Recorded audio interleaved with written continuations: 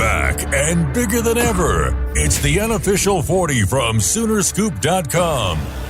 Now, here's the entire Sooner Scoop crew. Carrie, Josh, Eddie, and Bob. All right, we are back. It is the unofficial 40 from Soonerscoop.com. I am your host, Carrie Murdoch, along with the entire crew, Josh McQuiston, Eddie Radosevich, and Bob Przybylo, where we are just waiting for the SEC to finally vote and say, yes, Oklahoma, you can come and join our league. And then Friday, OU will have a Regents meeting. So we are headed down the tracks. We had the emergency pod lead last week, and now we're back. It's not a lot has changed. I mean, guys, I think we kind of just are in that space where, Lincoln Riley and his coaches talked at the Citizens Advisory Board meeting, and Eddie, you and Bob were both there. Did not address anything. Of course, you would expect that he would not address. I mean, if Joe Castiglione hasn't spoken about it yet, or anybody at the university, you wouldn't think that Lincoln would have been the first to do it yesterday. But here we are. Just to put it in perspective, and Bob and I were talking about this earlier today.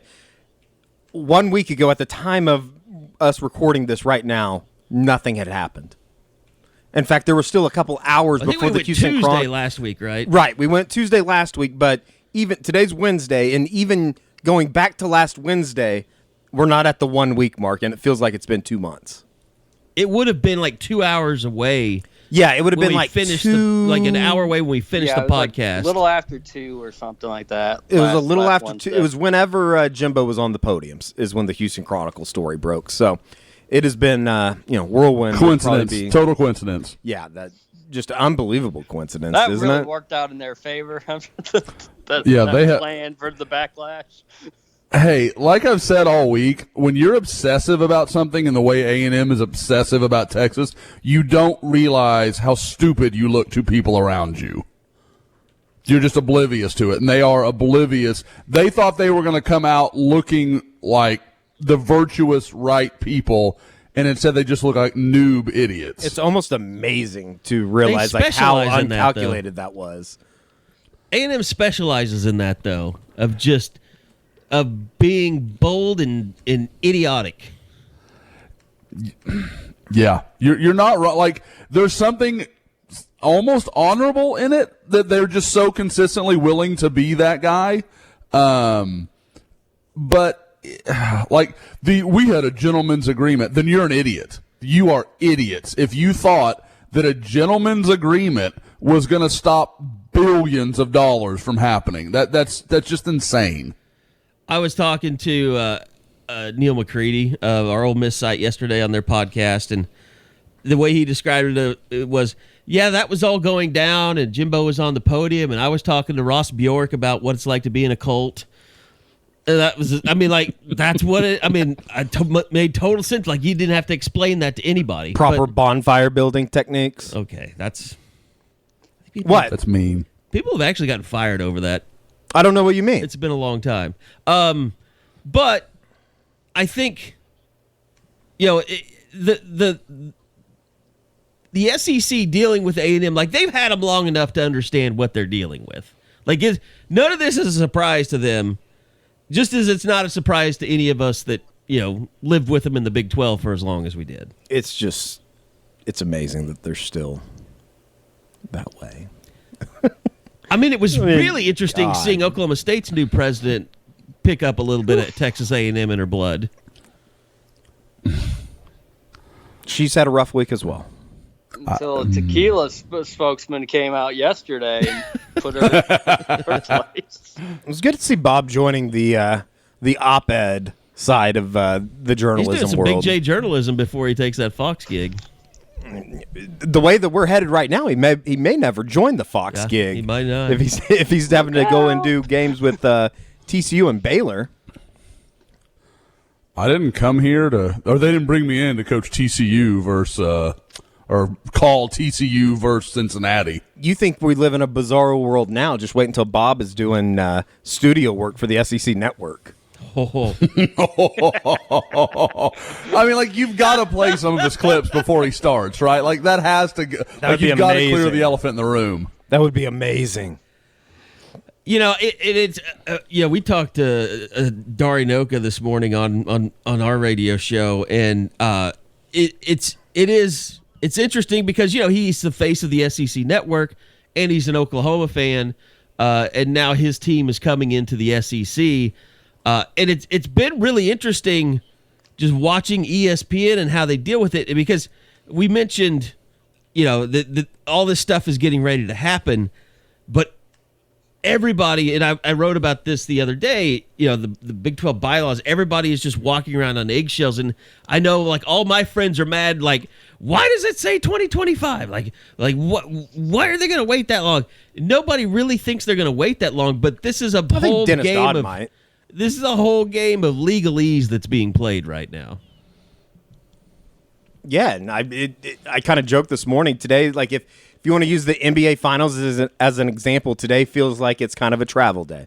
It's like it's going to be the quiet day as far as realignment goes, and then you jump into it on Thursday with the SEC President's meeting, and, of course, Friday with the special sessions of the Board of Regents down in Austin and Norman/Oklahoma City.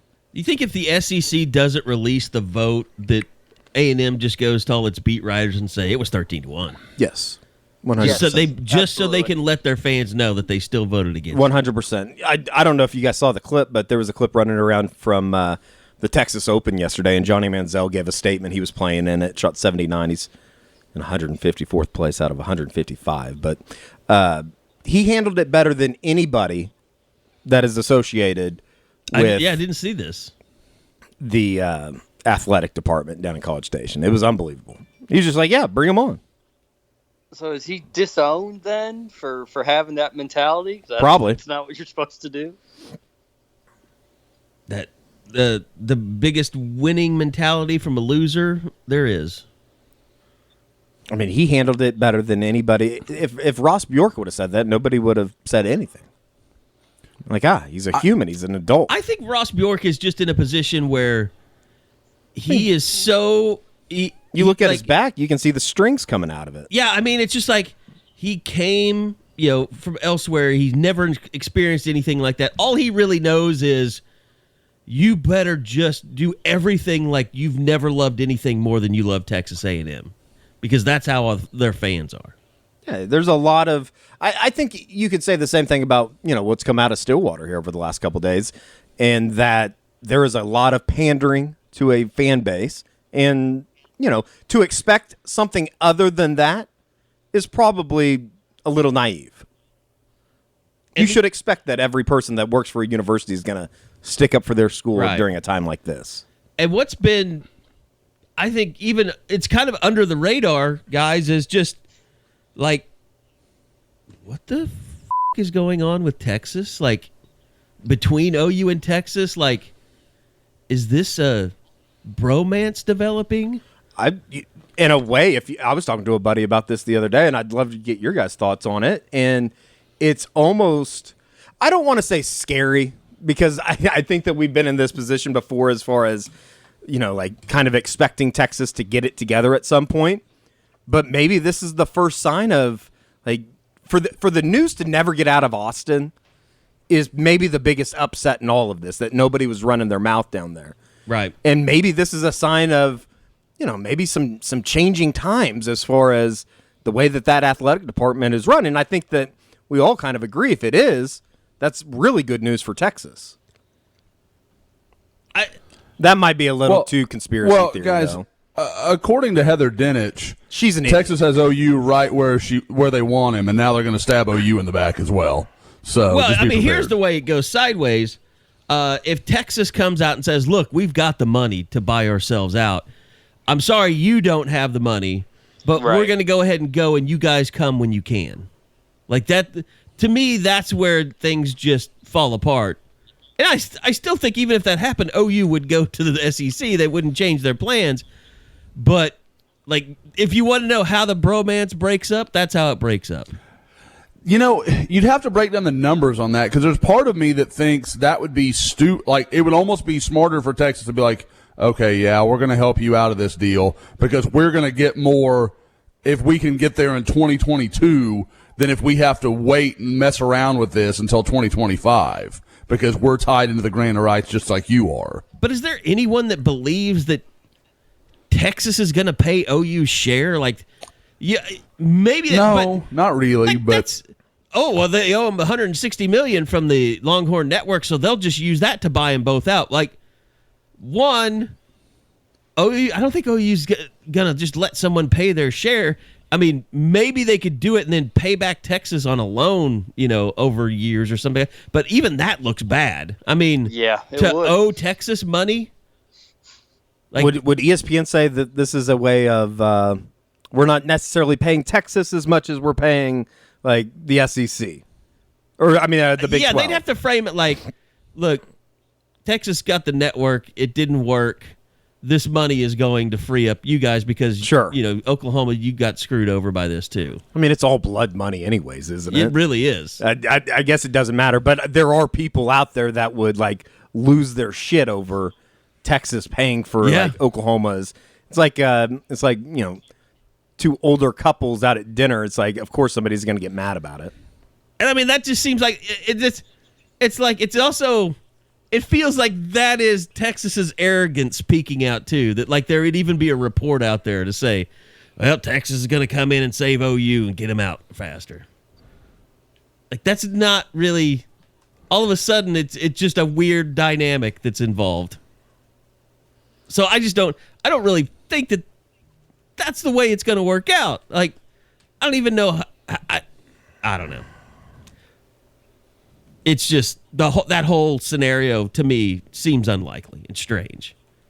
I think it's more likely that ESPN will just swoop in, offer to, buy everybody out, and then some of your share will just continue to go back to ESPN for a number of years when you're in the SEC. There is a lot of like that kind of stuff that is kind of fascinating to see how it's all going to work out, and then obviously like what the ramifications are for what I have come to love, the Irate Eight. I think that's a beautiful nickname for the remaining 8 teams.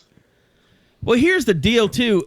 Like, we can talk about the bylaws and this, that, and everybody we got into third-year law student talk on the message boards because everybody wanted to kind of pick apart the bylaws and whether it meant OU was in this term or that term or if they could vote and not vote. Like, it just got way into any type of court case or any type of legislators that get involved in this, they're wasting their time. Yeah, but I would agree. But the whole thing is, when you look at, I don't even know exactly where I was going with that now. I've lost train of thought. As far as OU and the bylaws? Like, in being breach of... no, that wasn't like where I was going. The accusation out of Stillwater? Stillwater? No, I know where I was going. Okay, so like we've talked all about that bylaw shit to no end. The thing we don't have is the television contracts between the Big 12 and the SEC, or the Big 12 and ESPN and Fox, because I am sure that in those television contracts, it says when they did the deal, like if you fall below 10 members, you have to replace them. And I'm sure ESPN and Fox would want to have some input on who they replace them with. Like, they wouldn't just want to go get a couple of idiots that they're going to pay them $5 million and keep the rest of it. Like, they're going to give them a third share or something because it's 2 shitty teams and they just want to steal a bunch of money until 2025. So, I mean, that's the other part of this. Like, yes, Oklahoma and Texas are leaving. Do Fox... I'm sure Fox really cares. Does ESPN care who they have to bring in to replace? Because I'm sure that they're contractually obligated to replace Oklahoma and Texas with someone. Good luck. They can't just be the spite. What is it? Is it the Hateful Eight? Irate Eight. Irate Eight. I think that was coined by it was either Staples or Max Olson, I believe. I kind of like it. So, the minutia of it all will work out at some point. It's truly unbelievable. There's gonna be a buyout. They'll be. I do believe that they'll be in the SEC before 2025, and they're going to get ready to vote them in on Thursday, Friday. I don't know what OU will do at their Regents meeting, other than I don't know if the entire thing will be in executive session and they'll just tell the Regents, how it's going to move forward as far as with the conference and negotiating a buyout and all that stuff and what their options are. Sure. Maybe that's all that is. Yeah, I wonder if Joe and Joe will talk, because I mean they're listed as people that will be in attendance, but I'm not sure if they'll be at a point Friday afternoon where they'll be ready to say at least something. It's sort of amazing too that we're going to get all the way to Friday, and the SEC presidents will have met. OU and Texas have both applied for membership, and this will be the first time, at least on record, that we know of the Board of Regents even meeting to talk about something like this. Well, it is. I mean, it is interesting that when they released it, it did mention open to the public. Like, it's almost like they want to make it a celebration. They always are. They always are, though, aren't they? Yeah, I know, but Yeah. I mean, it doesn't usually say that in a press Sure. release. You I see just what you're have to saying. kind of know, like, oh, it's a Board of Regents meeting. It's open to anyone. Sure. Who wants It's not to attend. it's not a very big room, so if a lot of people show up, it's going to get weird in a hurry. Is it that room that they usually have had it in over there at the Oklahoma City? Is it at the? The library, but what's weird is, for Porter Motors contract, it was actually, usually we go executive session and they kick us out and you wait in that like lounge area. Right. Yeah. That became the room because all the chairs were split by 6 feet. So I don't know if they'll change where Fridays is going to be. Yeah, it's the University of Oklahoma Health Sciences Center. So, and they'll have it at different places at times. Like they've had it over. You've been over at Lawton before when they've had it, and so yeah. I mean, I assume that's what'll happen. I would assume that Joe Harris and Joe Castiglione will speak. I have. I guess to update last week's discussion, yes, I have received a text back from Joe C. No, it was nothing about the SEC. It was just, hey, look forward to when I can finally talk to you about this. It's like the equivalent of how about that ride in? It's basically what it was, wasn't it? It was like, please stop texting me. I can't answer you. It is. It's been insane.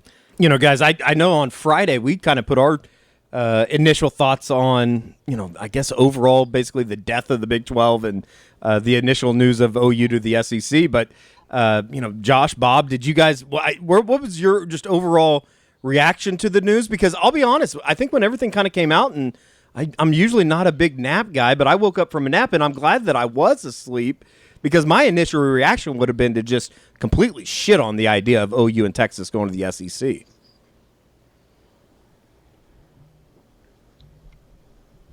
I was going to let Yeah. Bob take it, but all right. Yeah, Fascinating. I think All we right. were both. Go I f- think we were yourself, both Eddie. waiting for the other one to go. Bob knows I'm a rude ass, so he was just counting on me to get Politeness started. never so. wins in Yes. a four-way conversation. So true. Go, Josh. No, I'm with you, Eddie. Like if you would have told me this time last week, I'm like, that's ridiculous. That's never going to happen.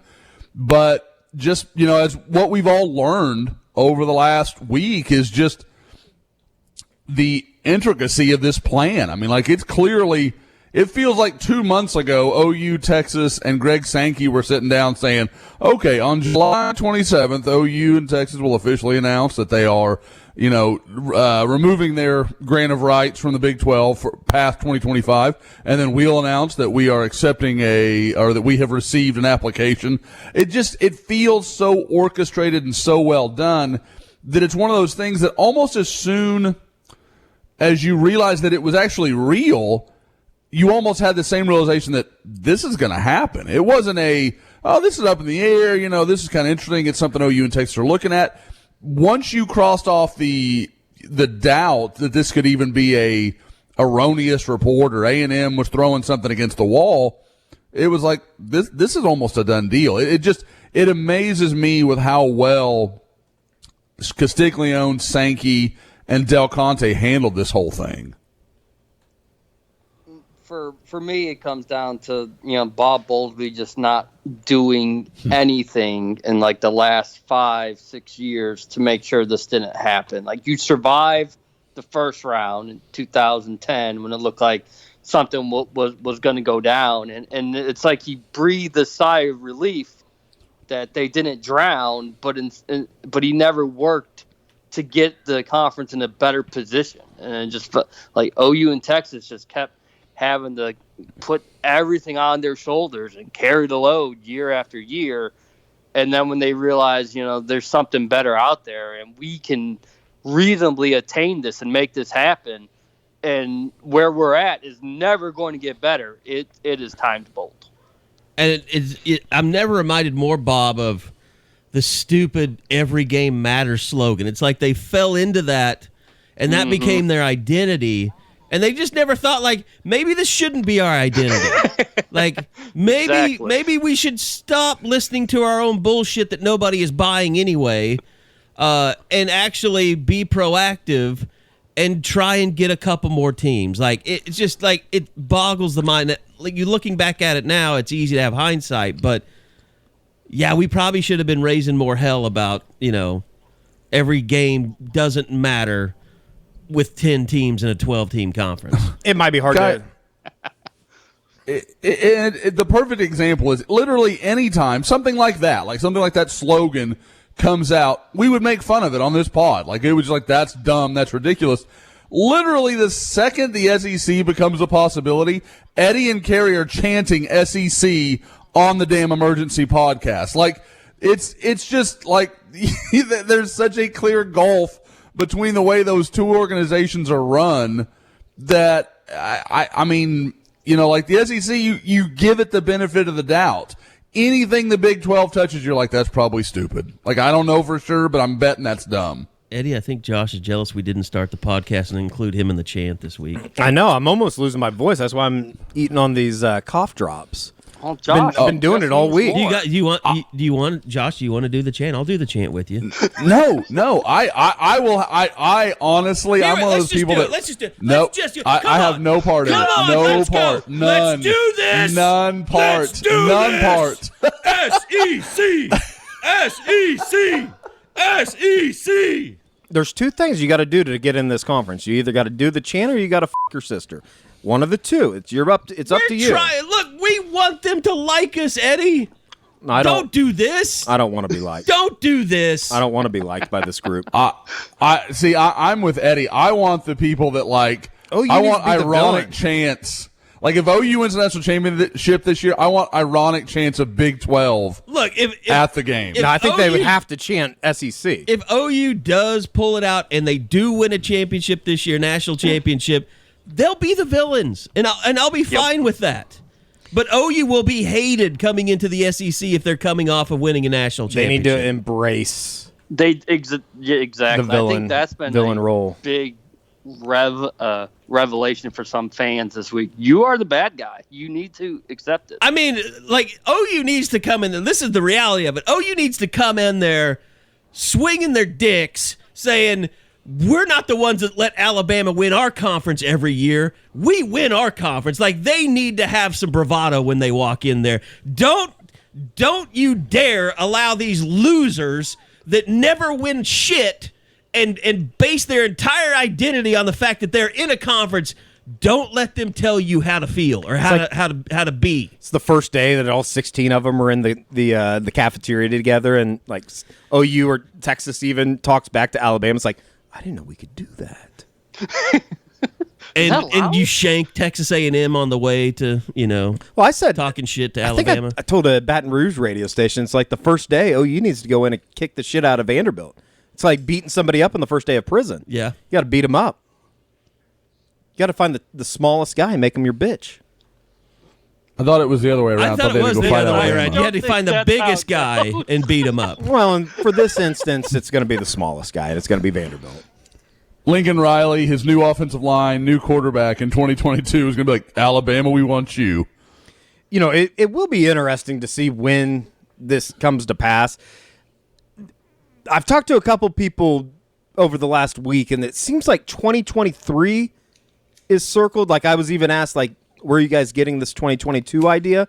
I just don't know. Like, we know it's not going to be 2025. We know that OU and Texas, they're going to get out of it. The Big 12 is either going to have to take in some teams, or you're going to have to, basically disband. And based off some of the stuff you heard from Pac-12 Media Days on Tuesday was kind of weird. I don't really know, like, what their angling is on this, but it's going to be interesting to see when it all kind of comes to pass.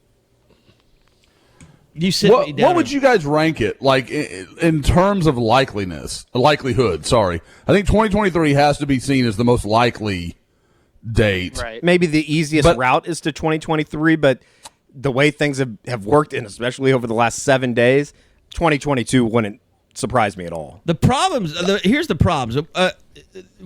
I think the first problem is going to be the Big 12. If they had two teams lined up to come in, they'd be willing to work things out. Sure. I don't think they're going to get two teams in that are going to satisfy ESPN and Fox.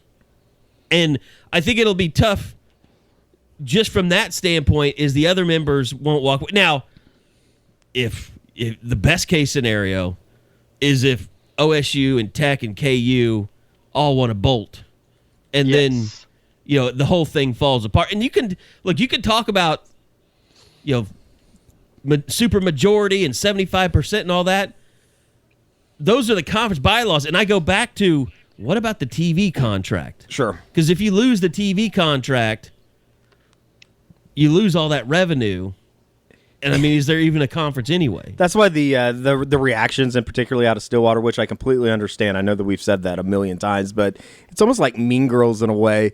Like OSU's bitching at OU about leaving, and they turn to Kansas State turns to them and says like, "What are we going to do about this?" And OSU says, "We're leaving too." Like, what do you mean, we? By the way, can I? You sent me down a small rabbit hole about prison movies. Mm-hmm. You realize that Rob Schneider's directorial debut, Big Stan, is actually not a terrible movie. I don't think I've seen it. I don't think very many people have. Yeah, Big Stan? No, doesn't ring a bell. I'm sorry. Rob Schneider's directorial debut is where your mind goes in a prison movie, and that's what you think that's a small rabbit hole? It's a movie about... I think you went pretty far down it. It's a movie about a dude that learns karate and then goes to prison and just kicks everyone's ass. Yeah, I think I'm... Because they're all criminals or what? Like, why is he kicking everyone's ass? I think he wanted to learned beat karate. He learned karate and he wanted to use it. beat the shit out of some people. Yeah. So he Sure. went to prison to do it. Well, I mean, I'm sure we have a lot of karate masters in our listening group, and they will tell you that is not the purpose of karate. There's a really good scene where... wonder what our prison numbers are looking like. Yeah, I bet we have some prison numbers. That'd be pretty cool. We should bring a prisoner on. I think we all have pretty attractive voices, so that could play a role there. You got to think about it. It's a consideration. We'll send Kersey for the conjugal visit. What? He's not going to be happy about that. That's fine. You're going to get a text, an angry text. All right, so What's the movie that they make fun of, like all the Rob Schneider movies? Is it Tropic Thunder? And it's like Rob Schneider. I think that's just the. It might be a Saturday Night Live bit. Yeah, I think It's a South Park. South Park. That's right. Rob Good call. Schneider is Yes. a carrot. Yes, and they like go through all these just ridiculous things. And then derp. Yes, good call. So Josh, I know you have talked to some recruits, and we've seen some of that response and things like that. Have there been other conversations that you've been having with guys that maybe really you haven't really put out there, or some things behind the scenes that you've heard that have been interesting to you? Yeah, I mean, what is interesting is that some of the guys I've talked to have been very kind of vocal about it, but it's almost like they don't want to either comment publicly, like they'll say it, but hey, man, it's between you and me. We're just kind of talking here, or they just flat out are more interested. I mean, like unanimously, any guy I've talked to has, is clearly more interested. I mean, when I talked to about, especially the committed guys, like I talked to Malachi Nelson, and honestly, I should have had that in Woke today. I'm just realizing I forgot to put that in there. Number 2 overall player in the country. I forgot to get his quote on the Big 12 or the SEC in there. Who is actively wanting to recruit for OU. Yeah. So that's a real win for me. Way to go, Josh. But no, he was absolutely like, that's amazing. I think that's an awesome opportunity. Was just very, saying all it's the stuff you'd expect. But there's no question this is meaningful. I think of all the guys I've talked to, the one that I think is the most interesting is Amari Abor. Talked to him, I think it was Sunday, just for a little while, and he mentioned, that this makes Oklahoma more appealing. I think it's really interesting, that possibility. And I know I've talked to some people as of late that have mentioned the possibility that some Ohio State people think Abor would like to stay a little closer to home, if at all possible. Well, okay. You look at the 3 schools everybody kind of associates with him are Oklahoma, Alabama, and Ohio State. Only one of those provides that opportunity. Now, I don't think it's a make or break thing for him, but it gives Oklahoma a little more ammunition. And, again, for those that don't know, we have a family member of his that sometimes provides some information on the board, and it definitely sounds like of the coaches he deals with, Jamar Cain is as much a favorite of his as any coach he's involved with. He likes Jamar Cain a lot. And Josh, you mentioned him. Is there any other 2022 club? We know it could mean something for 23, 24 going down the road, but just for 2022, is there anyone is like a Gabe Dindy? Is that someone that now you say, hey, wait a minute, that becomes more realistic than it was last week? I think he's absolutely one of the guys that you look at and say, what does A&M hold over Oklahoma? Because it feels like that's an A&M OU battle. Clemson is involved, but he kind of backed out of that visit he was going to take last weekend. So there's some stuff kind of moving around there. But I think it's going to come down to OU and A&M. And from everything I gather, Mom and Dad are on board with OU. When you and people have kind of gotten onto, well, his parents are going to move to College Station for the ministry job that his father has taken. Okay, that's great, but it's hard to tell yourself internally, or you'd have to think it's hard to tell yourself internally, well, I'm going to go to College Station or go to A&M so I can be closer to my parents, who are telling you to go to Norman. Like those lines don't connect for me.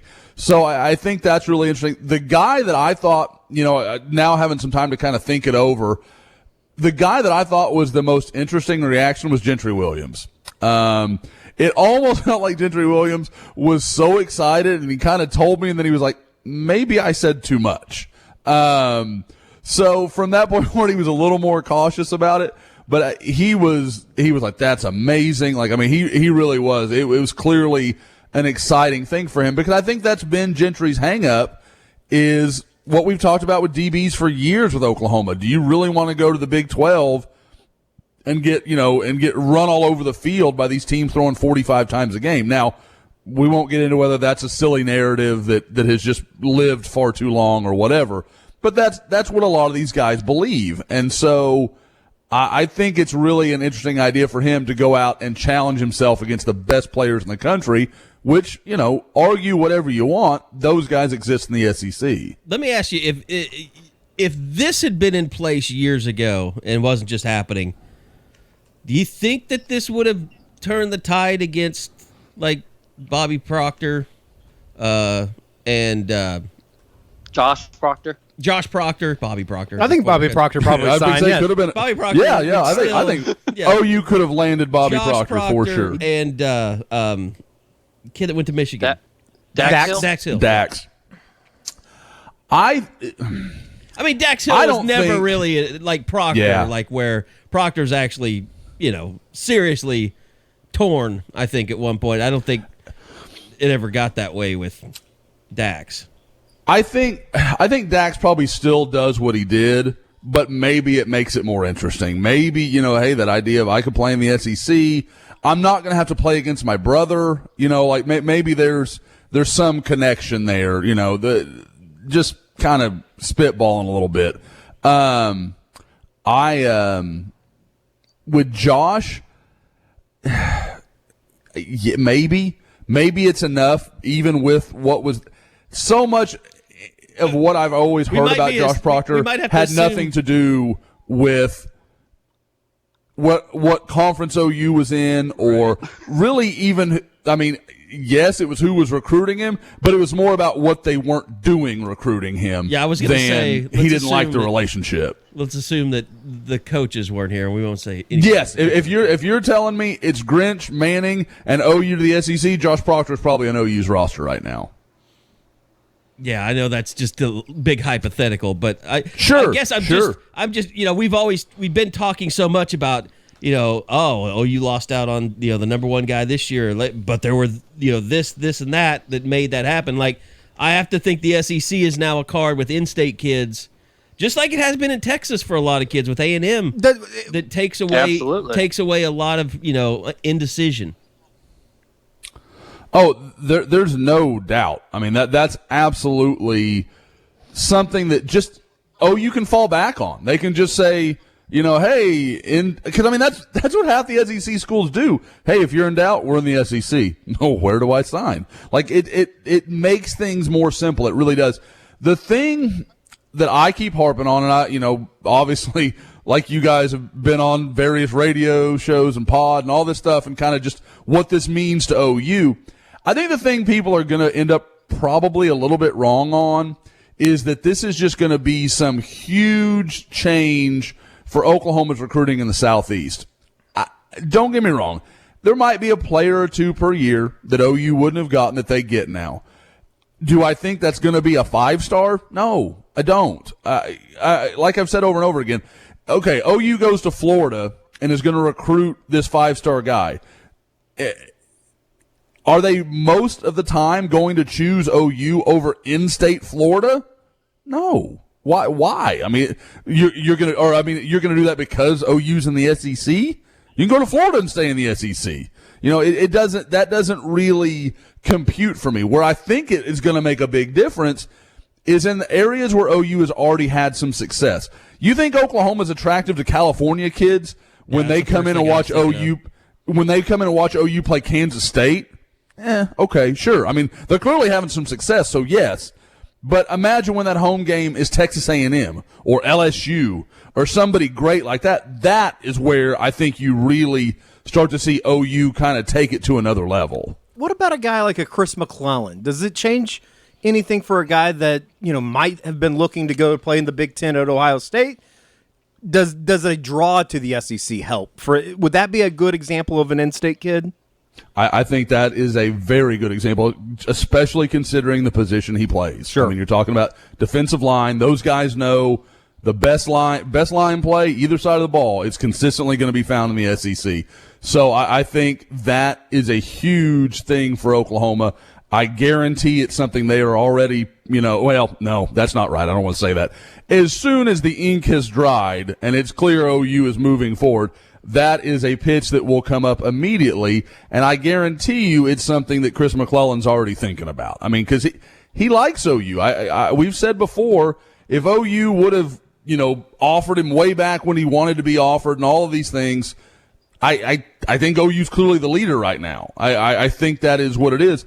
They ended up waiting, and now they're in a dogfight with Ohio State and a couple of others. So that, I just think you're giving yourself one extra advantage. You're giving yourself kind of just another pitch that you can make when you're sitting in the living room with mom, dad, and the recruit and all of these things. So, yeah, I think Chris McClellan's a great example. And, you talk to these guys. I mean, it's not just about going into the Southeast. It's about, landing in-state guys or Texas guys or any other guys that maybe would have chosen you if they would have felt that was a real option. Guys, a good example, Marvin Wilson. And I know Marvin Wilson didn't go to the SEC, but he went to Florida State.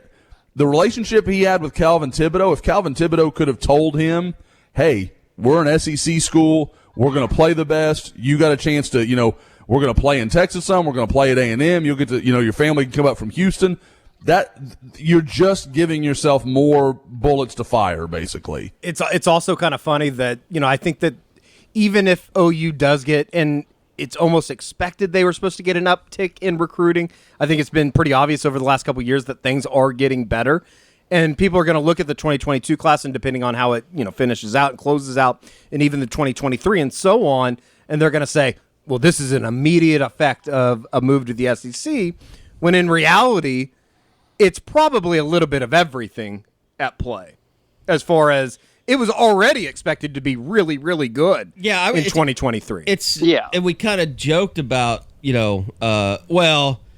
OU's defense, it's getting better, and it's probably going to be really good this year. And the narrative is going to be when they go to the SEC, like, well, see, finally they get a defense when they move to the SEC. That's what the SEC does for you. Like, we need to put it like in stone. There needs to be maybe even a water tower in Norman that's started playing defense in parentheses again in 2019 or 2020. I guess if OU wins a national championship, I'm making the T-shirts. You, we are already good. SEC already claimed it. I thought you wanted to be liked. What? You got to pick a side here, Carrie. Everybody knows I'm bipolar. All right. Just look at my Twitter. Sure. That's a long T-shirt too. Might have to shorten that. It's just you, Just SEC acronyms. logo. I'm we could trying sell to a lot of convey those, a too. message, though. You, SEC doesn't. That's just being outwardly hostile. Okay. You just want the nuance to be noted. I got you. Okay. Not Judge Roy Moore on the front. No. I have teased Jason Kersey on Twitter, and I am enjoying tremendously that he is confused about it. Again, I've done too much radio lately. Like it's just. Oh yeah. I think Full disclosure, I think Carrie Just forgot we were fried. podcasting today. I did. No, I did. I went and took a nap, and Eddie texted. He had to call me. And be like, I was like knocking on the door, and I was like, oh shit, we're he's gonna just podcast gonna today. set me up to get stung by a wasp again, I mean, it was a hornet. or a hornet, whatever it is. Don't talk shit on the wasp like that. They probably wouldn't have stung you. Hornets are just mean little bastards. They really are. Fair. My apologies to the hornet community. I'm going to tell you, I do not recommend just sitting on the internet 24/7 for like 5 straight days. It fries your brain. And it drives you mad because there's so It much really out did. there right now. Yep. I mean, it literally messed up my brain. And you know what the funny thing is? It's easy for us. Like, you kind of know where everything's going as far as OU and Texas go. Can you imagine covering Oklahoma State right now, or Texas Tech, or whoever, with What do so you much guys- in limbo? Let me ask you, what do you guys think realistically happens to OSU? Well, I don't think that. Pac-12. I don't think Big Is that Ten- realistic? I don't think Big Ten's an option. Big Ten's not an option. Kansas and Iowa State will go to the Big Ten. And here's the other thing. Like, I know it's been floated out there a couple times this morning, but what if the Pac-12 and the Big Ten start some type of alliance, and then all of a sudden the Pac-12 says, I think we're probably pretty good. We don't need to expand. That's probably the worst case scenario out there for Oklahoma State, The aren't problem for Oklahoma State is the Pac-12 already has a money problem, and they don't help them with that. they? Sure. Right. Which is hard for them to accept, too. They think they do. They really don't bring that. And it's not OSU's They don't bring fault. the money in. They're a good athletic program. They deserve to be in a Power 5 conference. That's the thing. But Like, the Pac-12 you know is that. such I a know mess. that. Bob knows that. Josh knows that Oklahoma State's come drastically from where they were over the last 20 years even.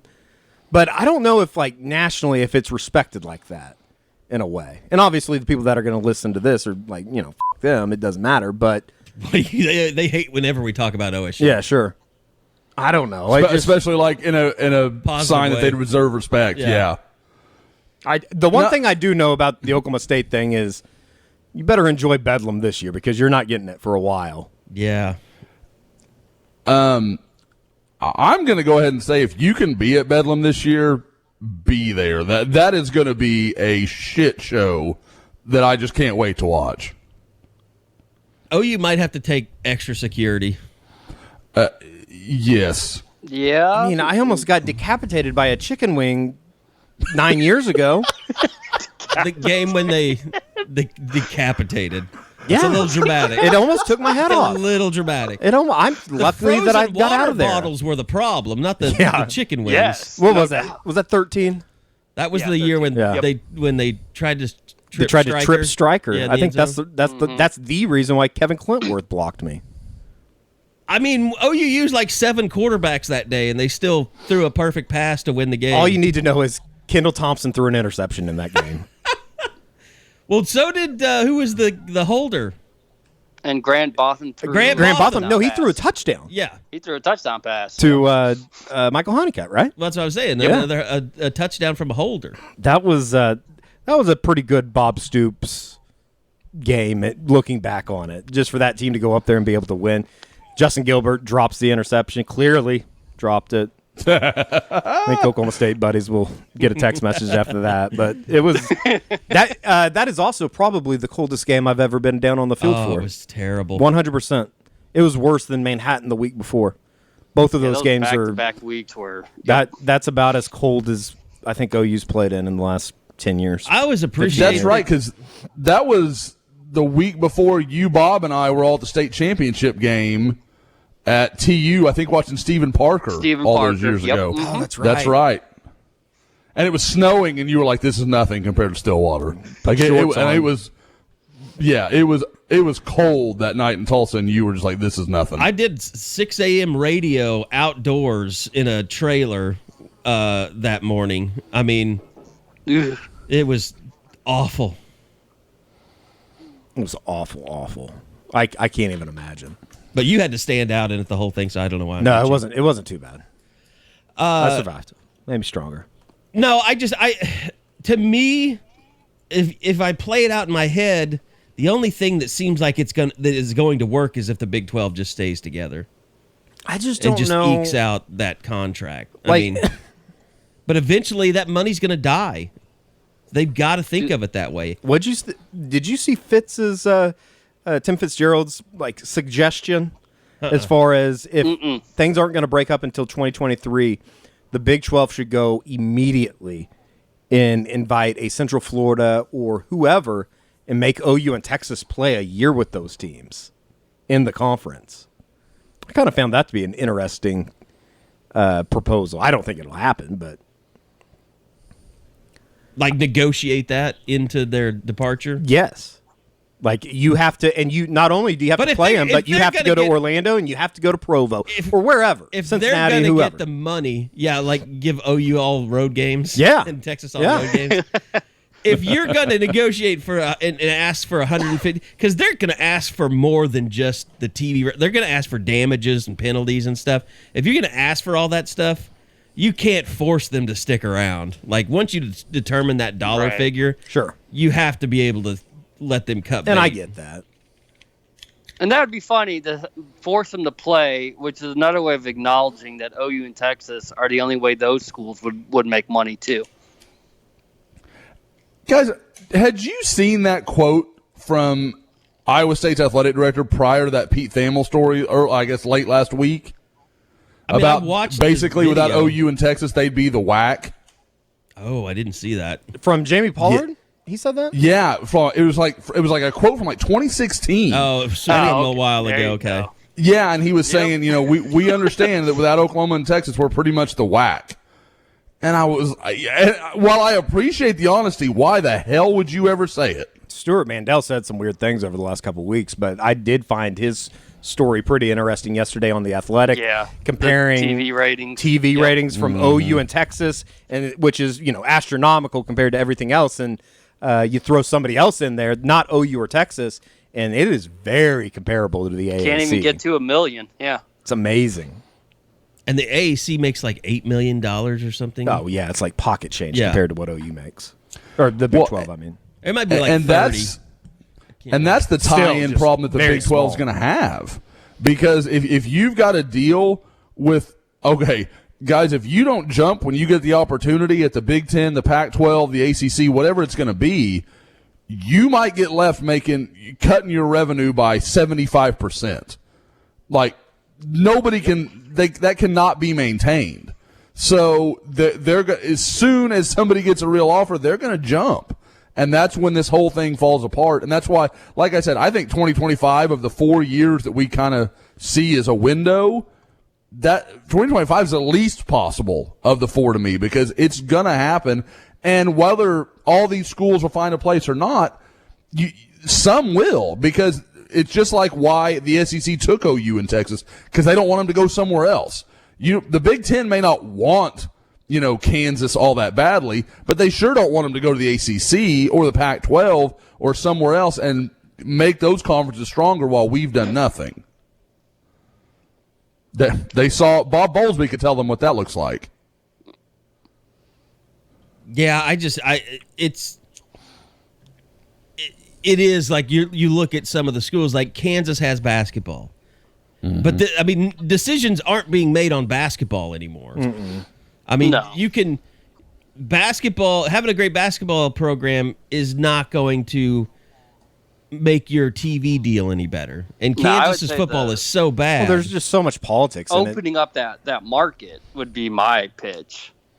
Bring the Kansas City market into the Big Ten would be how I would phrase it. I mean, I would imagine if you're just looking at resumes, and I think this probably just kind of reinforces the idea that the logo on the helmet means a shit ton in college athletics. But if you looked at just the resumes, I mean, it'd be hard to turn down what Oklahoma State's done over the last decade as an athletic department from top to bottom.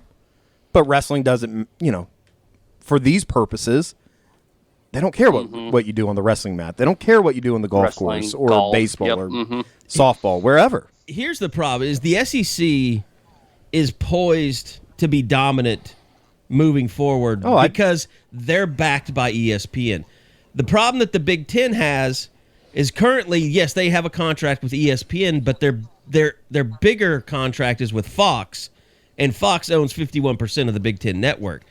There's a chance that ESPN could pull out of Big Ten, wanting to do Big Ten stuff, and that would severely decrease the revenue. Your footprint, doesn't matter as much anymore. Your cable tie-ins are shrinking every year. People are cutting the cords. Like, I think the Big Ten is facing, a deal where they eventually have to maybe look at going digital, having a plus service instead of, making all that money with the network. And I have no idea now that DirecTV is sold, if that's still going to be, if that's ever going to become an issue. Because it's like you see the stuff with Sinclair after they bought, the regional networks from Fox Sports, they can't get any damn carriage deals. Yeah. And they want too much money, and they're talking about going to a digital-only model where they make people pay like $28 a month to watch a baseball team or your basketball team. What's amazing is good luck. The numbers that the Steve Berkowitz guy that writes for USA Today does the financials for College Sports World and stuff, and the projected numbers for the SEC. $1.3 billion by 2024-2025, which with is OU more and Texas, than the rest of the NCAA. It would outgain the revenue that the NCAA produces, which I think a lot of people have kind of pointed to. Like, if they're going to go down that road, the NCAA could be in a lot of trouble. I mean, I think that. I think the NCAA. We could figure out a way to replace the NCAA tournament real quick. I talked about this. I don't know where, because I've been on everything, but to me. We keep attacking certain things. Like the BCS was there, and everyone attacked it and said, you need to do something better. And so, first it was the Bowl Alliance or whatever that was when, you just had two teams.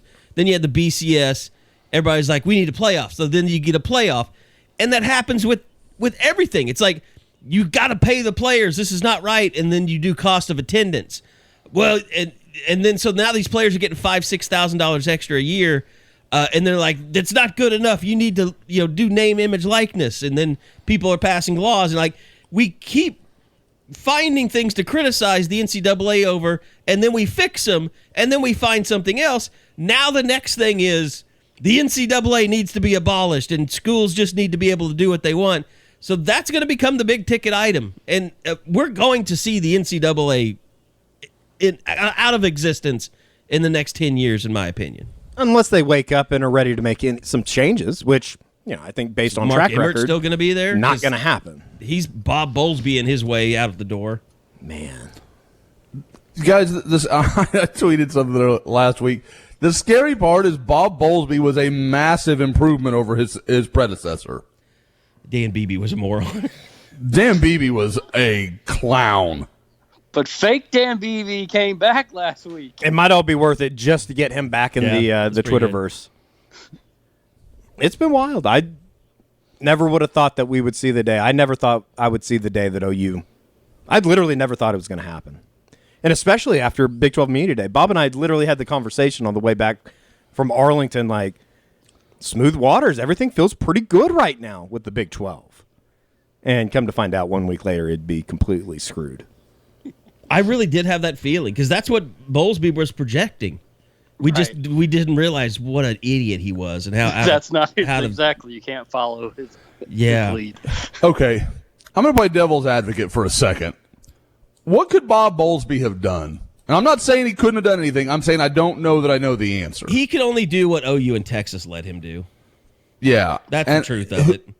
Who was going to come? Who was going to make the conference better? Well, and Texas spent so much time voting down Louisville and anybody else they tried to bring in. And I guess there's no way of ever knowing the answer to this, but if they would have expanded with a Louisville, let's go Louisville and UCF would be there for me. Yeah, every let's go time. UCF. Louisville and UCF, Yep. if they would have added them back in 2012, would we be here right now? I mean, it's hard to say what would have happened 9 years ago, 10 years ago, but it's possible just because, I mean, really, Louisville is no different than TCU. Mm-hmm. TCU wouldn't want to hear that, but it's true. I don't think there's any program in the country that has more upside than UCF. As far as could be, actually one of those group of 5 schools that could become somebody someday. Hell, at least Louisville's been to a couple of women's Final Fours. Didn't they win a national championship not too long ago? Within the last 10 years? I mean, they probably should have. Let's say yes. I would say this. Let's say yes. And look, I don't think it's like people talk about USC in possibly going to the SEC. Like, I just don't think that works. I think we've seen enough from West Virginia that being that far away removed from your other conference members, it doesn't work. I mean, it's tough. It works, but it's not right for the kids. I mean, these are still, even though they can go out and make their own money now, most aren't. The time demands are ridiculous. It's too much to ask to take a USC kid and have him play games every weekend in the SEC. Oh, I mean, Bob Huggins has talked about it a little bit just when they're in Norman for games or Stillwater. They'll usually come in and try to play, OSU on a Saturday, and then OU turn around and play on them on a Monday. On a Monday night, yeah. It's a tough ask. And they'll be up and down in their performances. Like, sure. they'll be a totally different team from one night to another. Just from the outside looking in, it would seem that West Virginia to the ACC makes sense, but that's all contingent on what Notre Dame's going to do. ACC's not adding anybody if Notre Dame's not going to come in for full time. I can't believe that that they would be able to get a big time TV contract on their own ACC? in this day and age. Oh, Notre Dame? Yeah. Well, still a brand out there. If there's anything that we've learned here over the last week, it's that nationally there are still a lot of people that think Texas is playing good football.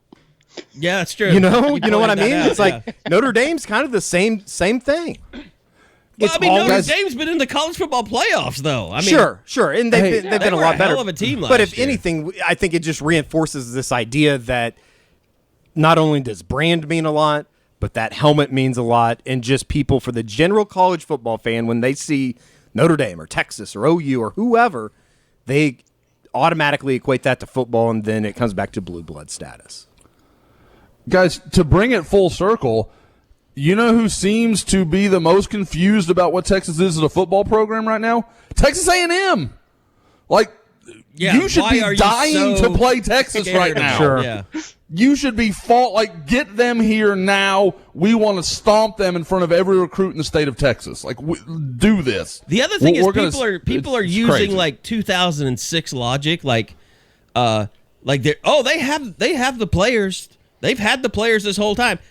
They have never had a goddamn quarterback in forever. Like Sam Ehlinger would not start for a team that was trying to win a national championship, that was seriously involved in the college football playoff. Sam Ehlinger was not good enough to head up one of those types of teams. Guys, I hadn't really thought about this until this moment. How different are Sam Ehlinger and Trevor Knight skills-wise? Sam Ehlinger, super tough kid. I'm fine with that. But just pure natural physical tools. And they both had one great moment in the Sugar Bowl. New Orleans just brings the best I've never out of thought people. about it till just now, but I'm like, I don't think they're that different. Sam's bigger. He's tougher. I'm okay with all that. That's the thing. He's probably not as fast as Trevor. Mm-hmm. Trevor and Trevor Trevor lost his job to Baker Mayfield. No shame in that. I bet they're both BFJing too. Yeah. Sorry, just a rant literally came to me as we're having this conversation. No, but I mean, like, Bijan Robinson's the first time you've seen a Texas player in a while and watch him and go, oh, wow, that guy's good. Yep. That dude could play anywhere. And they had, what's his name on defense, Joseph Osai. Like, he's the only player on that defense that just stood out. And what was Joseph Osai, a third-round pick? Yeah, I mean, he wasn't they talked about him like he was. And that's not a diss on Texas. That just tells you where Texas is. No, OU's been they through don't have the same guys. Their best players have been third-round draft picks. I mean, like, Neville Gallimore's probably the best example. Like, we talked him up so much, and he was such a game changer, and he was such a physical freak. And he was like number 2 on Feldman's freaks list or whatever. And he was what, a third? Was he a third or fourth round pick? No later than third. I think it was third. Pretty sure third. Yeah. But I mean, it's like, the whole time Kenneth Murray was the only real first round pick on that on that defense. Yeah. And they're guys that we thought were good. They were okay, but like now it's just a totally different set of dudes that they're putting out there. No, it's night and day. It is. Night and day. Unbelievably different. It is legitimately an SEC looking defense. I kind of pointed it out yesterday, but during the 20-minute Q&A with Lincoln Riley at the CAB advisory board thing, they started on the defensive side of the football talking with Lincoln Riley. You think 4 years ago they're going over to the defensive side to talk about, like, whoever on that side of the football that played in the Rose Bowl? Not a chance. Guys, it'd be I'm almost tempted to now get into a story about this, write something for the site. 20 players from 2010 to 2019, pick any of them you want, and make a starting 11 on your defense. I bet you money you'd take the personnel that's on the roster this year. You mean on OU's roster from 2010? Yeah, to 2019? Pick the best of 2010 to 2019. Go, you have a 2010 corner, a 2019 D lineman, whatever you want. I bet you money you'd take the starting 11 they throw out this year. You might find some spots where one guy's better, like Tony Jefferson. Sure, you'd rather have Tony Jefferson than anybody you've got at safety they don't right have now. Good safety. I mean, they don't have safety like Tony Jefferson. But like by and large, the people you're going to have on this roster are better than the accumulation of a decade. God, you're really putting my knowledge to test because 2010 is like a line of demarcation. Like, well, I'm kind of looking at it. Jordan Phillips. I mean, you got Quentin Carter, Jonathan Nelson, Jeremy Beal would have fit into that. That's an interesting one. Frank Alexander, Travis Lewis, Stacey McGee. I mean, I don't know how you even look at that because the difference between what he was in the NFL to what he was in college. Colvin, that's a good one. Jordan Phillips. It's so better. early. It's like Yep. 2010 or 2011. Oh, yeah. Yeah, there was a dramatic fall off. 2016 to 2019 is a no contest. It's not even close. I mean, like that 2013 defense was a good defense. I mean, they had Corey Nelson and Frank Shannon and Jordan Phillips, Geno Grissom. Yeah, Geno Grissom, Eric Stryker. Yeah. I mean, Tapper. Yeah. I mean, Tapper would have been young on that team, but he's, Sanchez. Right, Yeah, because that was breakout years for Sanchez. That was Tapper, the Stryker. outlier defense, though, that unit. Yep. Between, like, the 2011 season, like 2012, kind of when Landry started taking over, that defense was good, and that was the last time they were good. That was 2009. Like, really good. I like that we don't miss an opportunity to be like, this had something to do with Landry Jones. Like, we connected that dot, and I appreciate that about us. I really feel like I let everything go with Landry Jones when he was in the XFL, and he actually just seemed like a genuinely good dude. Like, I was like, wow, I wish I would have seen that Landry Jones throughout college. Was a bad Because I would have been a fan of his. Landry Jones it will wasn't that he was forever a be bad guy. He was just awkward. he'll forever be remembered as somebody that is a lot better than we probably give him credit for. That's the problem, though. A lot of people give him credit, though. Like, I'm thinking of you, Ashback. Like, What do you mean? Just a lot of people, I think it was an either or. I mean, it's kind of like, our entire country. It's like Everything's boom or bust. Everything is an extreme Sure. one way or the other. Either Landry Jones was awesome or Landry Jones sucked. Yeah. There's very little in between. Yeah. I live with one of those in one of those armies. Mine would stab him if she was given the opportunity. She did not care for Landry Jones. Like, I remember we're watching with some friends of ours that were Texas alums. We're watching that West Virginia game years ago, and the one where he drives them down, they win late, everything, like one of Landry Jones' great moments. And they're like, this is the guy you hate? Like, we're Texas fans. We'd kill to have that guy. And she's like, no, he's terrible. You saw the one good game. He's terrible. And I'm like, he owns every passing record in school history. Like the Kansas State game to 2012, or how he almost blew the 2010 Texas game. He just has those moments. The fumbles against OSU in 2011 were just killer. I mean, and then after the game, he wants to take a moment before he answers any questions to talk about his Lord, his Jesus as Lord and Savior. It's just like, dude, you're soft. Go full no comment there. I mean, it's fine if you want to talk about your Lord and Savior, just not after you got your ass kicked by your hated in-state rival. After you spotted him 21 points in the second quarter. Yeah, use that to deflect. Sure. I mean, when you fumbled the ball inside your own 10-yard line twice and gave it to him, didn't one of them just come out of his hand right into another player? Who just walked into the end zone? Yeah. I don't know if it was at the 10. It might have been like Man, I 35 got triggered there something. for a minute, and I'm like, flashbacks. He brings up like some. I didn't realize poor how much memories. I hated him for that game, though. And it's just, I don't really hate him. I hate the grief that he caused us with our message boards and pissed off fans. I guess He's at the dawn of it. It's so funny because I used to care so much more about game threads than I do now. Now I think it's kind of like, I can only imagine, Josh, I'm giving an analogy that I don't deserve to give. I can imagine at some point you kind of have to be like having a second child where everything is just not, everything that happens is not, DEFCON 1 or 5 or whatever the highest level is. I always screw that up. Like now, I'm just like the game threads. Like I used to want the game threads to be perfect, and like, no, you can't get it off track, and like, no one post anything else about the game. We've got a game thread for a reason. I used to get so uptight during games about that stuff, and now I'm just like, it, whatever. I'm really glad you dropped the F-bomb because I was about to for you if you didn't there. So, but yeah, it's a perfect analogy because. As a parent of two, the first one, like I was telling like family members about this last week, they were kind of asking about Layla, and they're like, well, what's it, what is she like? I'm like, well, with Lainey, we knew, like, okay, bedtime's this. Okay, well, now we do about 30 minutes before we start turning off all the lights, and we start, like we have a bedtime ritual.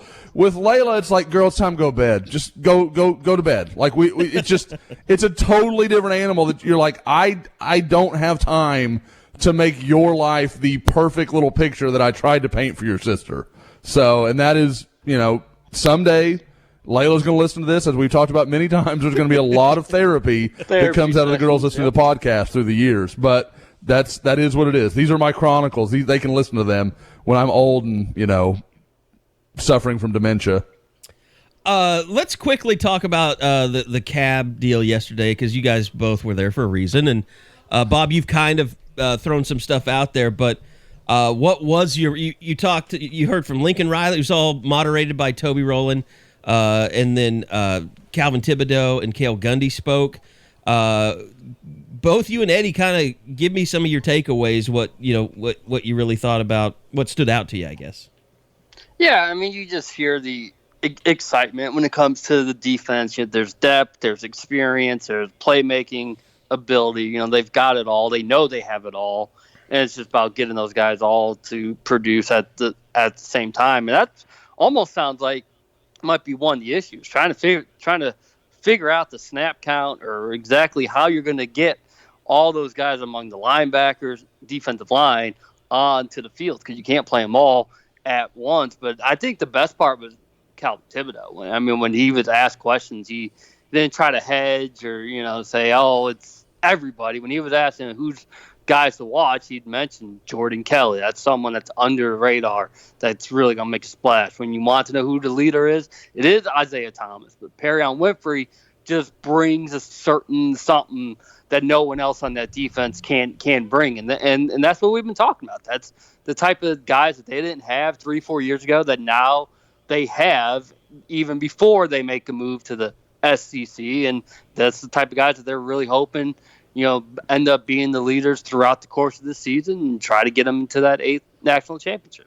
Yeah, I just kind of echo everything that Bob said. He hit all the kind of the key points. There was nothing really that you walked away saying whoa about, but it was a good overview, and we got video of the Riley session that was about 20 minutes, and then the Cale Gundy and Calvin Thibodeau session that was about 10 minutes on the board.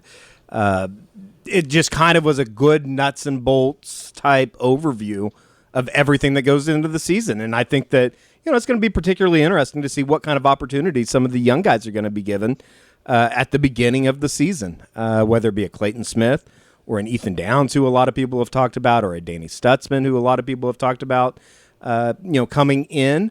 Mario Williams, obviously, in that group. I know that, Josh, you kind of hit on him in Oklahoma today on the board. And I think that, it's going to be particularly interesting just to see what number of those guys step up, and then what number of the guys that are returning, whether it be a Jeremiah Cradell or a Justin Harrington, who really hasn't ever had his opportunity to get his career started in Norman, which is kind of weird to say. So, I think I'm kind of in between. The regular cast of characters that are going to be asked to be big contributors, whether it be a Perion Winfrey or an Isaiah Thomas or a Jordan Kelly or Caleb Kelly or whoever, but who are going to be some of those guys that start developing depth? And, I think that if there's anything that we've learned over the last 4 or 5 seasons, you got to have a bunch of those dudes when you get to the college football playoffs. So I'm a little, not concerned is the right word, curious, I think maybe, because now that Buki is gone, who's going to be the guy that I think everybody is going to be on pins and needles wanting to know how good Jeremiah Cradell is. And any mistakes that he makes, I could see him being the guy that the fans kind of get after. Like, there's always some guy that gets it worse than he should. Oh, it's Fields. It's always gonna be Pat Fields. Yeah, him or Turner Gell, I would imagine. Guys, obviously a lot of people saw that tweet about from Matt Zenitz, I think, about the Keyshawn Lawrence and how well he tested. And I've heard good things. I mentioned some of it in Woke this morning. Who do you think he's competing with? Like, I kind of thought he might be the nickel type, but it sounds like Cradell is maybe taking that spot, and he's just too talented to not try to have a yeah. So, are they putting him up against Fields, you think? I mean, that seems like the most. I mean, we all know I'm a Turner Yell guy. I'm not as big as I used to be, but I think he is a player you can win with.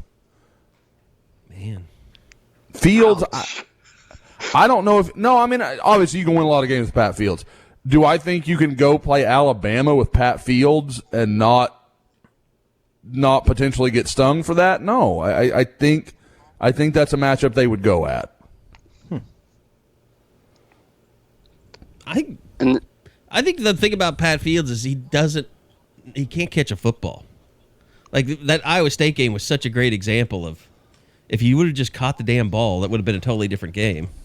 And then he did in the championship. Yeah. With his first career interception. Which that sounds crazy for as much as he's played, for that to be his first.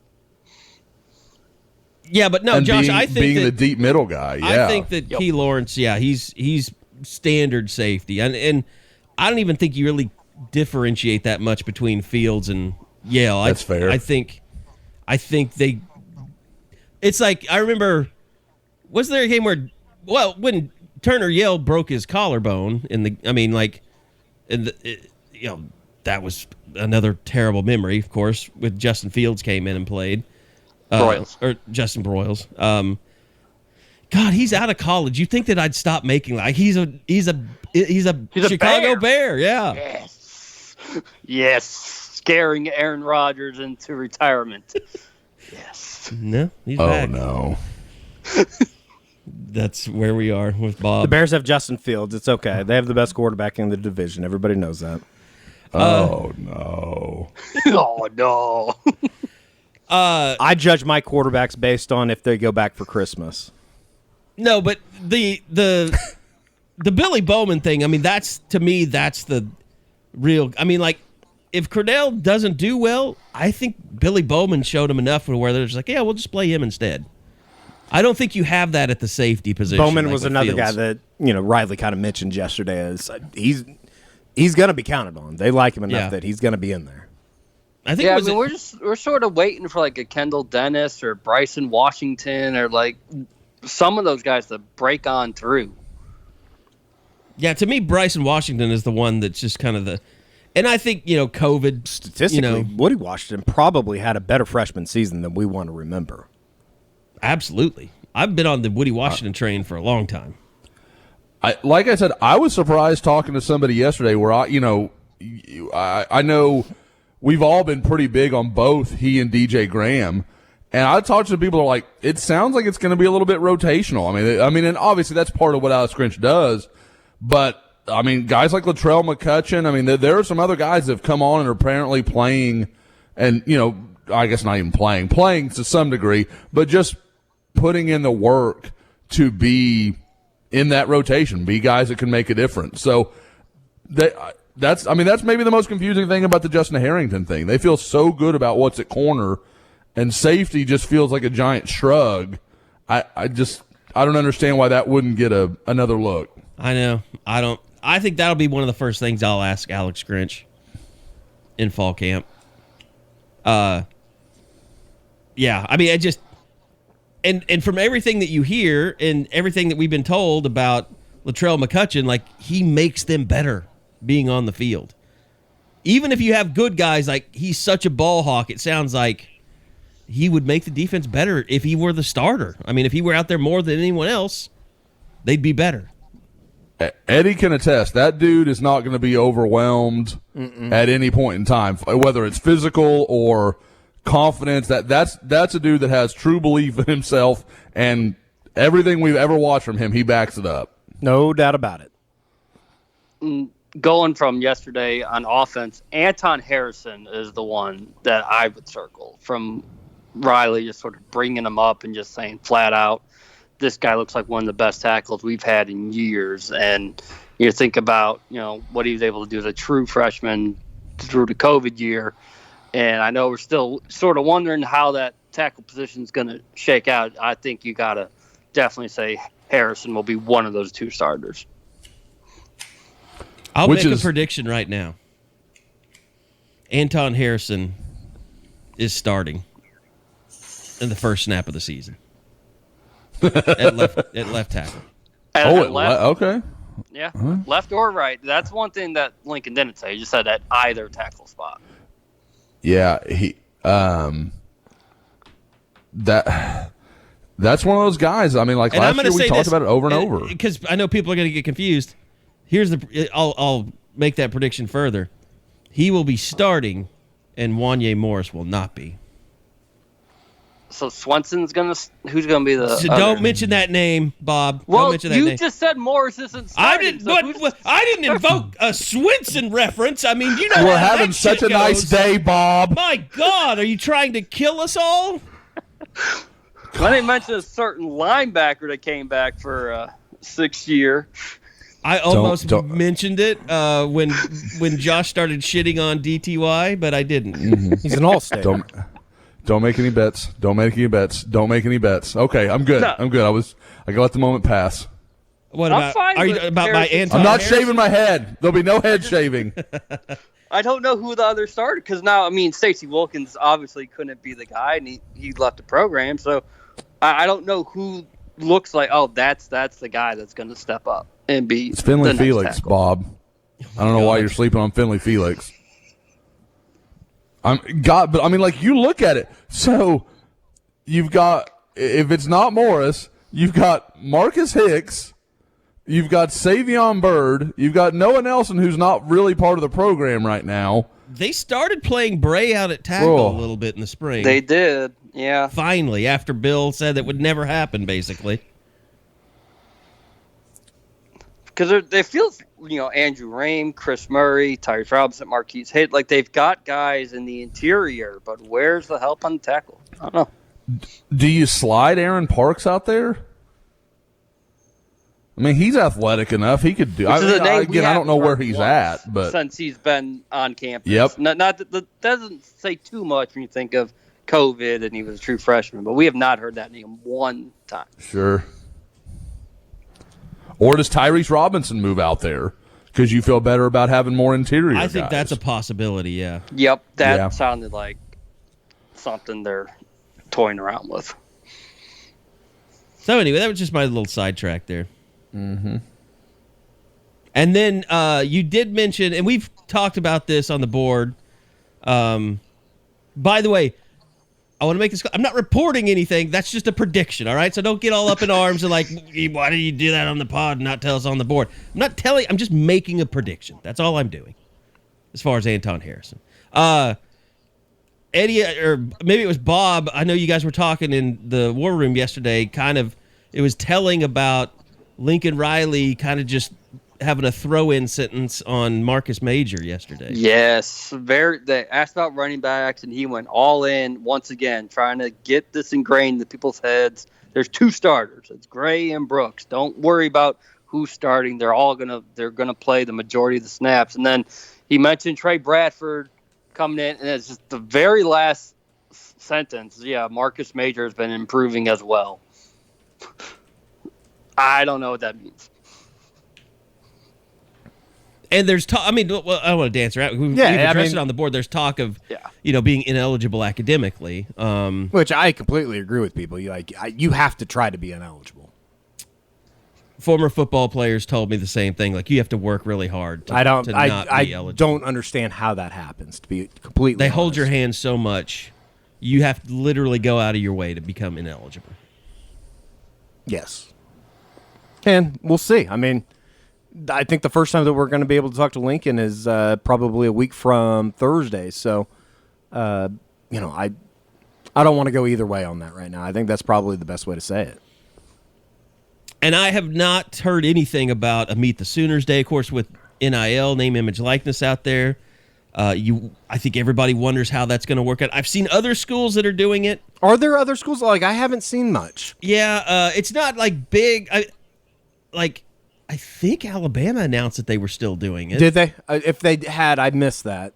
What do they call that? The running of the Florida Gumps? State Well, I think they call Bears. it Alabama Fan Appreciation Day, but yes, it is notoriously known as Running of the Gumps, which is just it's so perfect. Those Gumps are going to have to be faster now to get those free autographs. I mean, I just remember at OU, it got out of control at one point. I think it was when Sam Bradford was there. It was his going into the 09 season, maybe. Right. Yep. Mm-hmm.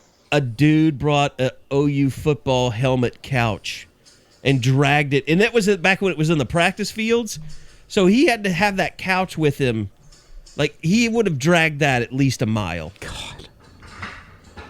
Is it worth it? I was just like, No. It had been cut down right over the last 4 or 5 years as far as like they were limiting it to just the children. Bring your children and Just children. I don't and have it's a problem done with. under the stadium. I hope they have it. I mean, I hope they find a way to have it. I mean, and that's the thing the NCAA's got to figure out how to fix. Like, Sure. How do we do this to where we think can it's pay more some of the COVID players? Than anything else. I think it's COVID for this year. With the spike, that might be it. I mean, that's scaring people again. Yeah, I mean, I could see. Sorry, having Eddie. it. I know you don't want to go down this path. It's just ridiculous. Can't avoid it though. Oh my God. I mean, radio stations are like trying to. They tell me one time, and they're like, "Hey, we need to do it at noon." I'm like, "No, we got to do a podcast." And they're like, "Hey, can we push this to 1:40?" I'm like, "I never agreed to even do this." You should just have a. You should just have a recording that you play. It's like this is what you get for each answer. You just push a button, and then they'll ask they'll ask another question. It'll just be the same answer, and just they'll be the like, same "What's jokes. going on?" Yeah. Just the same jokes over and over again.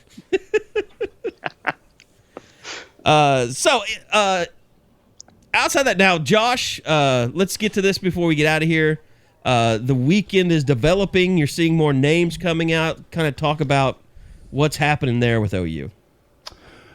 Yeah, it is the thing that's getting interesting is it feels like there's some sort of pattern to this thing, and I haven't quite figured out what that pattern is. So, for example, Corbin Green, defensive back from Booker T. Washington, tweeted out that he was going to be in Norman this weekend. Micah Tease is also supposed to be in Norman this weekend.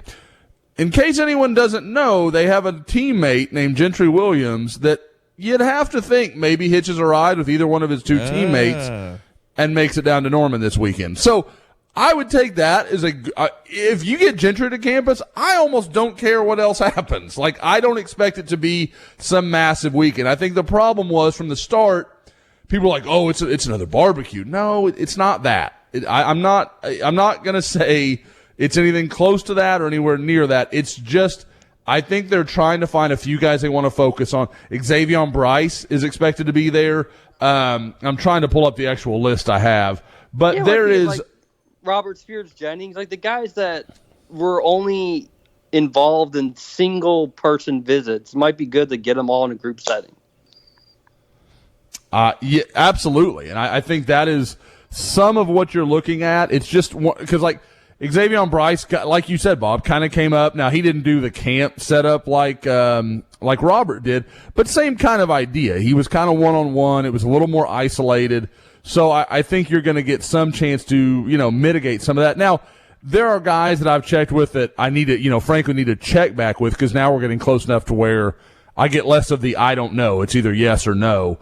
But guys like Kobe McKenzie. I mean, I think this may be an opportunity for 2022 to kind of build some connections, guys to get to know each other, a little more familiar with one another. Some of that more so than a big weekend with a bunch of 5 stars and that kind of stuff. So I think that's probably more of what you're looking at. And I hate to kind of temper enthusiasm, but like I said, you get Gentry, you get a few other guys on campus, and I think you're okay. I think this is a good weekend that you can kind of capitalize on. And unlike the Champ U, where, like we all talked about that whole week leading up, can OU really manage this many guys? The coaches get to have more real time with these kids rather than just like running from, one Rivals 100 guy to another, trying to make sure they get enough attention to not feel left out. This time you really can kind of sink in, sit down, and talk with the coaches about whatever questions these guys may have.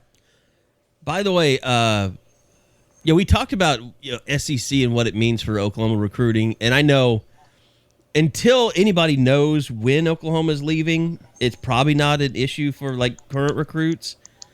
But I just thought about this when you're talking about it. I think Eddie's brought COVID in here. It's Delta. It's not COVID. Already had COVID, survived. Well, they say you can't get it. Well, if you really actually had it, you're more. No, I think I'm losing my voice. Is what I think is happening. throat cancer. Okay. Not ruling that out. we cannot rule that out right now.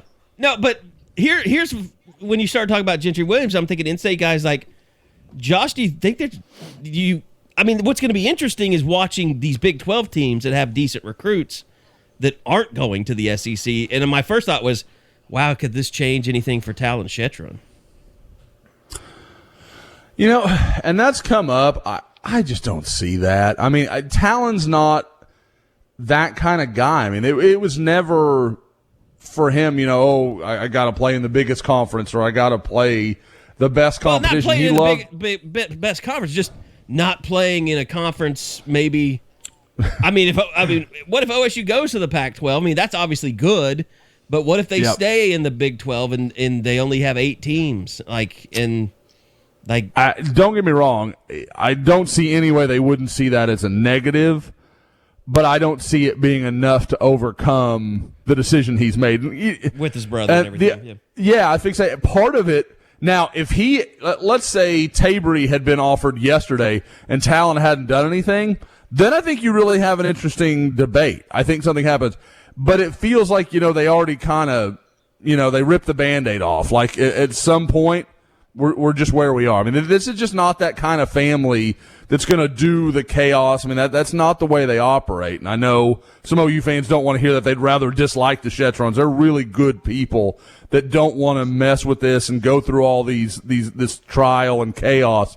So, like I said, I would be very surprised. Like I said, unless something really changes and it becomes clear that Oklahoma State's in a bad way, I just don't see it. I don't see any way he doesn't end up in Stillwater. All right. So we want to end on that positive note. We're ending on that note. No, I mean, I would hope that people didn't have like thoughts like, sure. I bet we're gonna get Talon back. It's an easy decision. I mean, not decision, but it's an easy question to ask, though. Yeah. I mean, it has to be thrown out there. Oh, sure. No, I honestly. Kind of full disclosure here.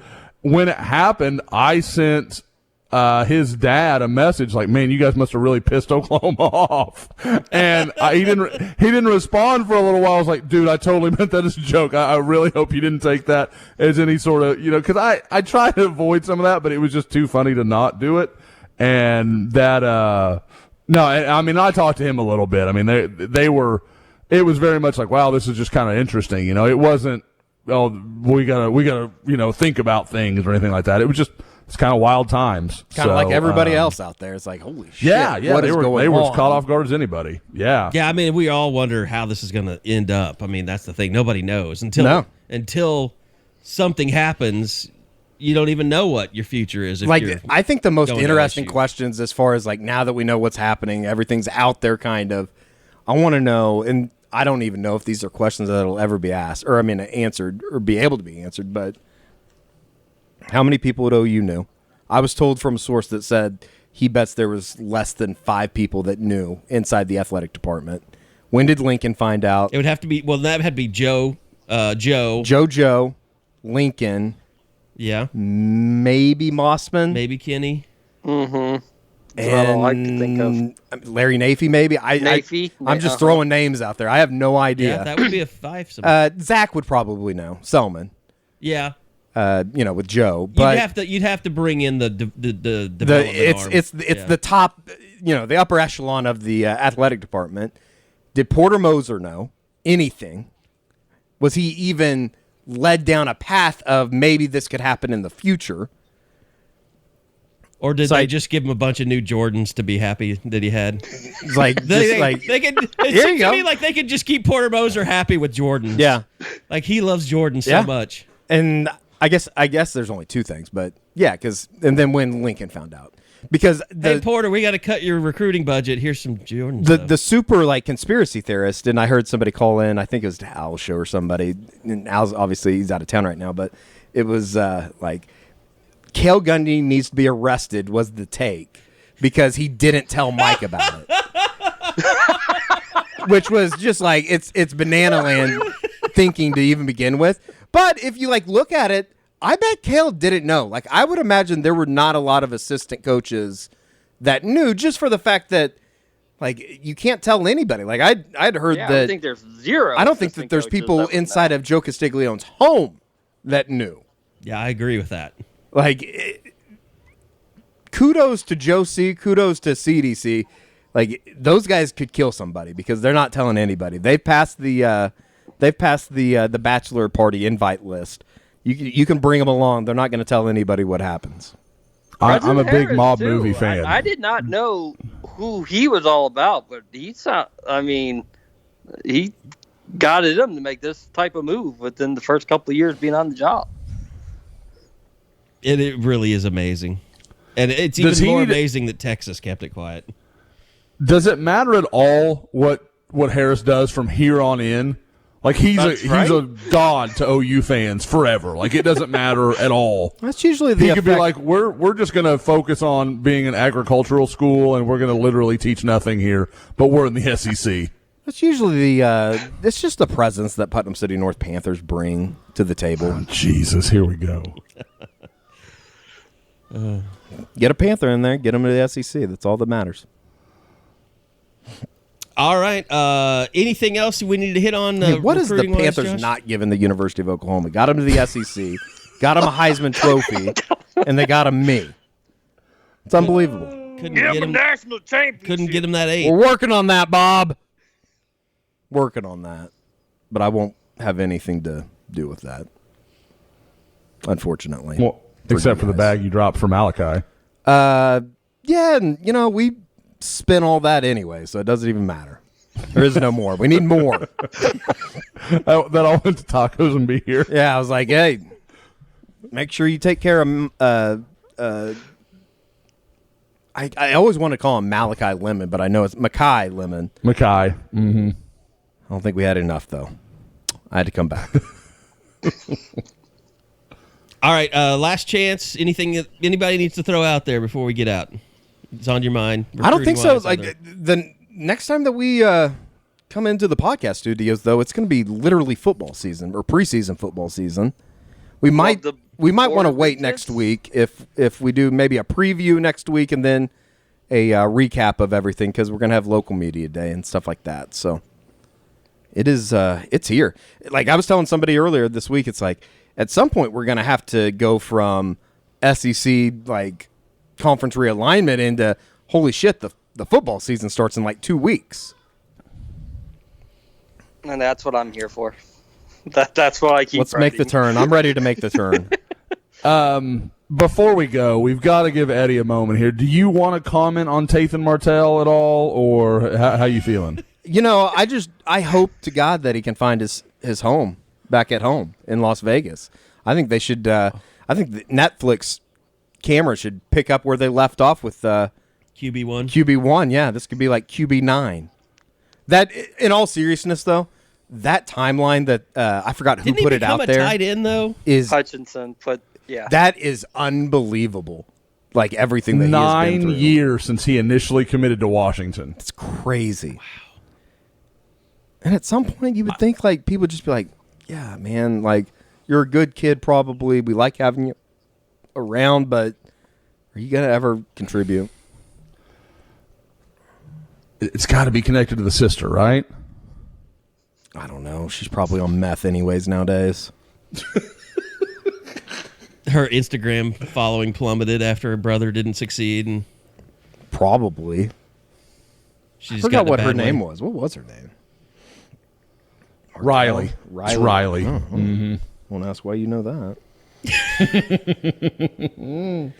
All right. I'm a little surprised myself. I didn't have to think harder about that. Not on meth. Not on meth. Okay. All right. Looking, she's still at Ohio State, it looks like, though. Oh, that was from April. Maybe not.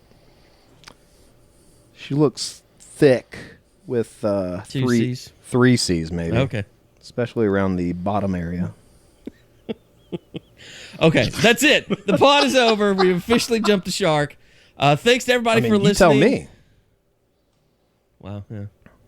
Well, Iggy Azalea going there. Yeah, that's a good comparison. I'm going to DM her, see if she wants to come on next week. Okay. You do that. We will be back next week for another edition of the Unofficial 40 podcast from Soonerscoop.com.